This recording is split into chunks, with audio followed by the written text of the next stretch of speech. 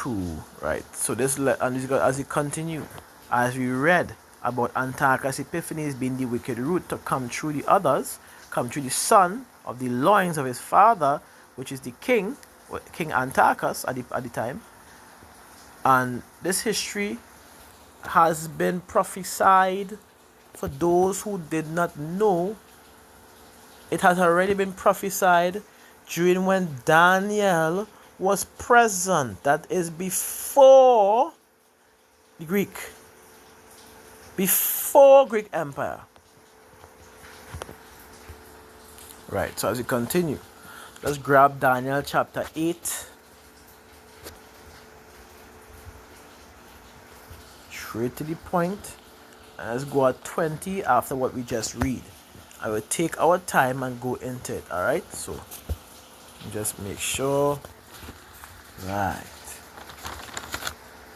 So let's grab, I have some notes here I want to add to the lesson, but let's go for we head first. Alright? Now I can add some of these notes. But anyway, let's read it through. When you go to about 22, we could get some information. It says, well, this was straight to the point. The ram which thou sawest having 2 horns are the kings of Media and Persia. Right? So we know that this is the 2 horns were the kings of Media and Persia. Verse 2.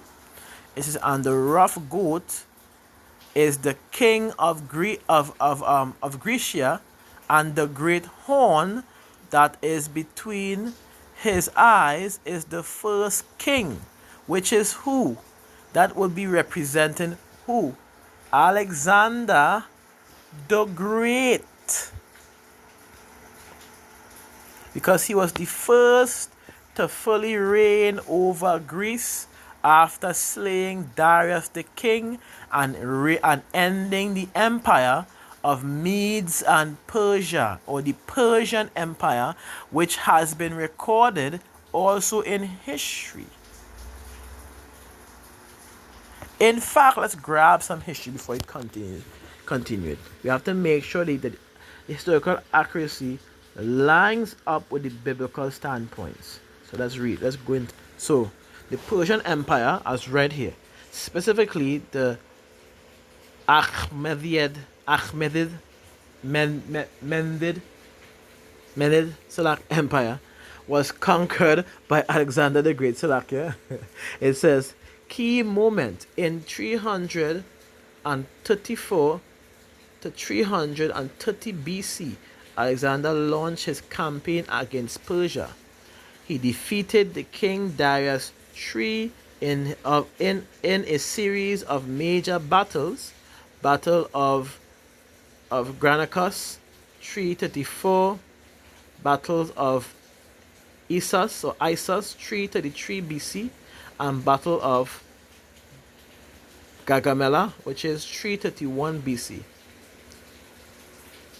His final collapse after Gaugamela, if I pronounce it correct, the Persian Empire effectively collapsed.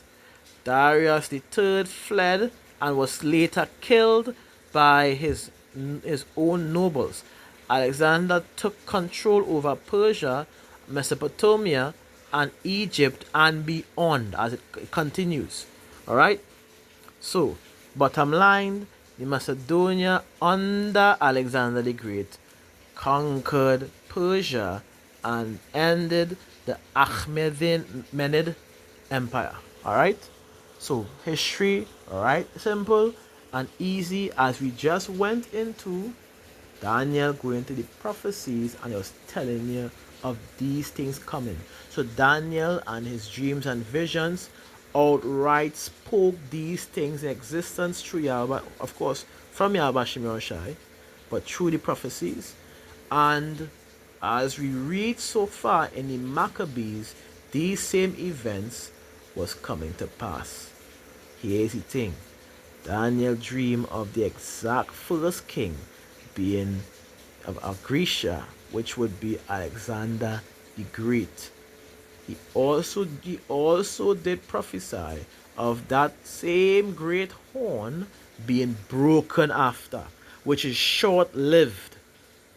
And then he did prophesy of four of this, the kingdom being split into four, which is also a major prophecy, which if it has it in the Apocrypha, in the Maccabees, showing prophecy did come to pass or was fulfilled and was recorded in scriptures, then that would make Maccabees and the Apocrypha canon. By default, in fact, making it undeniable. Let me read it. Let me not see it. Let me read it. Let me go back into the prophecies of Daniel, and then we'll go into it again so you can see it. So it says the rough goat. Go back into 21, verse 20. The ram which thou sawest having two horns are the kings of Media and Persia. So we know where this empire ended up going. Because it says the rough goat is the king of Grecia, and the great horn that is between his eyes were the first king, which is who? Represents who? Alexander the Great. Let's keep going. It says, now that being broken, now what being broken? It said, now that being broken, which is mentioned to the great horn being broken, which would represent, I want to make sure I make it clear for you. I'm getting notes, some of the notes information here. Right. So let me go back into it. So, point 2, it says the king of Grecia, which in that time would have been understood as Alexander the Great. Alright? The great, or in other words, the great horn, which conquered the Persian Empire, which was explained in history, which you just read, right? Which we can match in scriptures, the Apocrypha, especially in the Apocrypha. Again, so going back into it. So now we go into verse 22. It says, now that being broken, which is the great horn mentioned earlier, which it was in Daniel chapter 8 and verse 21. It was broken because he died suddenly at the age, like I said, of 32 and 33, which is part of history, which you just read. It says, four stood up for it, which we read in here. Four stood up for it, that's 22, which goes into after his death. It was what? It was passed down to the four generals, which we just read, and the four generals are Cassandra, which of Macedonia and Greece, and of course Lysimachus, which is parts of Asia Minor, and Thrace, and we have Seleucus, Nactor, which is Syria, Mesopotamia, and much of the east. And we have Ptolemy, which Seta, which is Egypt, and near territories, of course. So like other near closer or near territories, as we know. Right, and it goes on to say, four kingdoms shall stand up out of the nation, but not in his power. That was referring to Alexander's power. No, I had a slip of the tongue in the lesson, in the live back then, because the part mentioned of his death was supposed to be the horn, the great horn being broken, and I just read the whole thing and brought out because he. So that was my bad. This is Salakia. Please understand, and the mistakes do make. We're not perfect by the end of the day. As you can see, what have been written down is what I'm going into. I didn't really get to go into the notes because it was, racing for the time was a low, battery was low over the cases. So Salakia for that. But now I can get it. So it says, but not in his power, which represents, right? It means none of the four generals possess Alexander's unmatched authority. having slain Darius the king, having rulership over all of these kingdoms. As it says, it was so much that he slayed the kings of the earth. He had them under full control. They were subdued.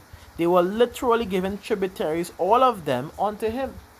That is a different level of power to where it's separated into what? From four generals, and the might that they were supposed to have was not the same. So Alexander's unmatched authority, the military genius, and of course his kingdom was divided and became weaker than it was under him. I hope you understand. It became a lot weaker than it was supposed to be under Alexander the Great. So these four generals, in other words, it not really like they fail, but they would fail in comparison to him. They did fail also, because Antiochus came in after and say, hey, you see that? Time for me to rule.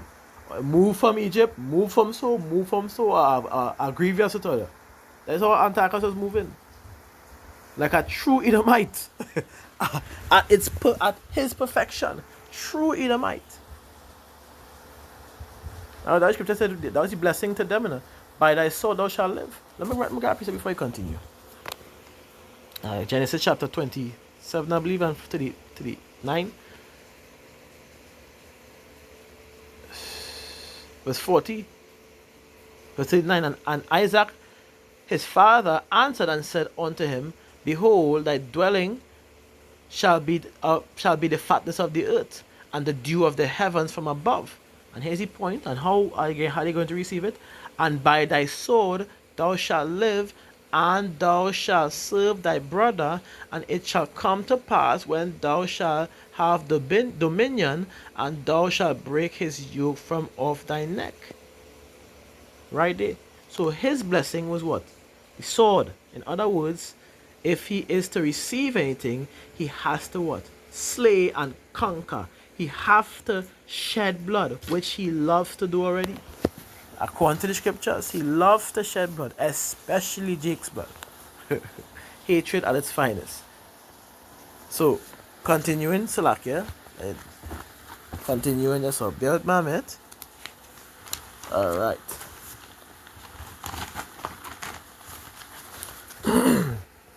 So, go back into Daniel chapter 8 before I continue, because I'm showing you, I'm matching the history with the prophecies stated before history was recorded of that, and the Apocrypha having the event taking place, and even more detail which we'll also go into.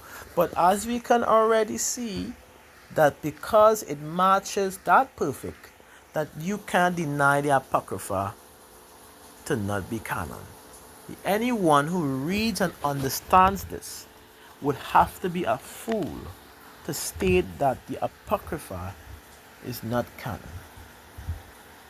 Then you are very disingenuous after receiving this. Alright. So, let's go to verse 23 now.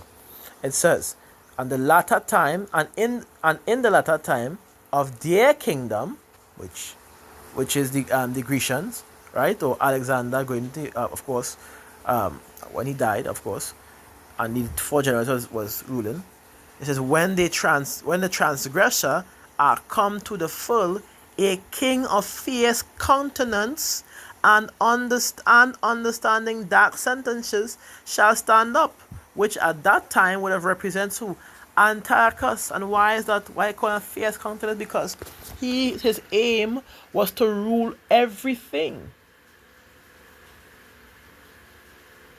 His aim was to rule everything and everyone. Have everyone under him, that he give the decree, he give his laws, and they have to follow.